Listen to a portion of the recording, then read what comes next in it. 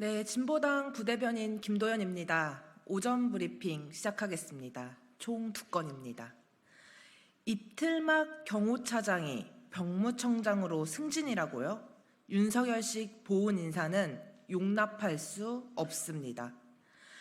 윤석열 대통령이 자신의 심기 경호에 대한 보훈을 제대로 했습니다.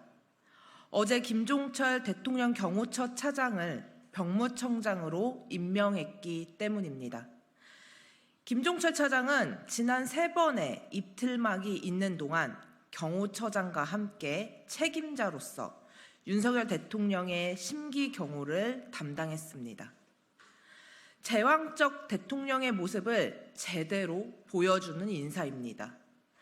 경질을 해도 모자른 판에 사실상 승진이라니 이쯤 되면 국민과 싸우겠다는 뜻 아닙니까?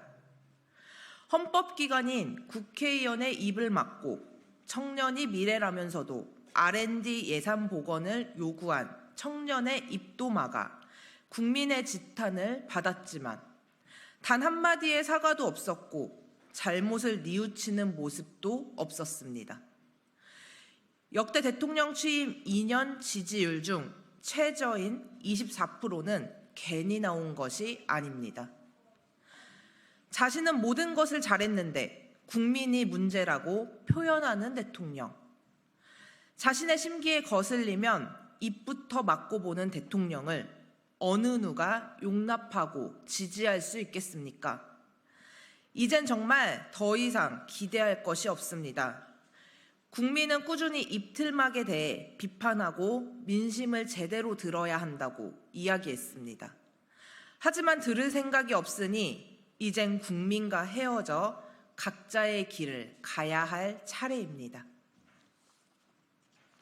2번째입니다.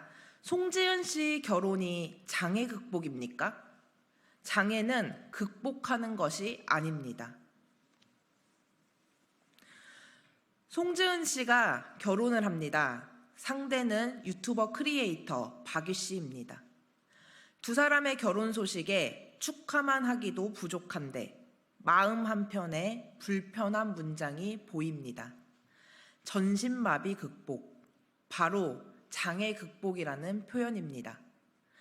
수많은 기사에 두 사람의 결혼을 장애 극복이라며 쏟아냈습니다. 동시에 이 표현을 본 우리나라의 장애인들에게는 대못이 박혔습니다. 극복하지 못한 자기 모습을 한탄하며 오늘도 문 밖으로 나오는 것을 망설일 것입니다. 장애는 반드시 극복해야 하는 것이 아닙니다.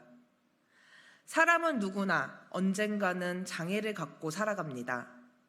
평생을 장애가 없이 산다고 생각해도 나이가 들면 누구는 시력이 떨어져 안경을 쓰고 어떤 이는 청력이 떨어져 보청기를 할 수도 있습니다. 경중만 다를 뿐 모두가 장애입니다.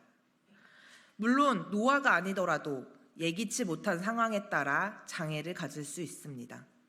하지만 이렇게 언론에서 장애를 극복했다는 표현을 쓴다면 국민은 장애인에 대한 편견을 가지게 됩니다. 장애를 극복하지 못한 사람들을 실패자로 바라볼 가능성도 있습니다.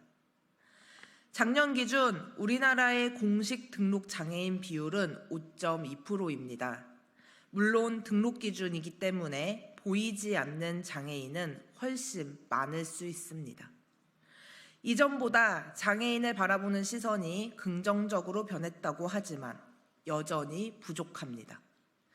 장애인이 특별하고 극복해야 하는 존재가 되지 않길 바랍니다.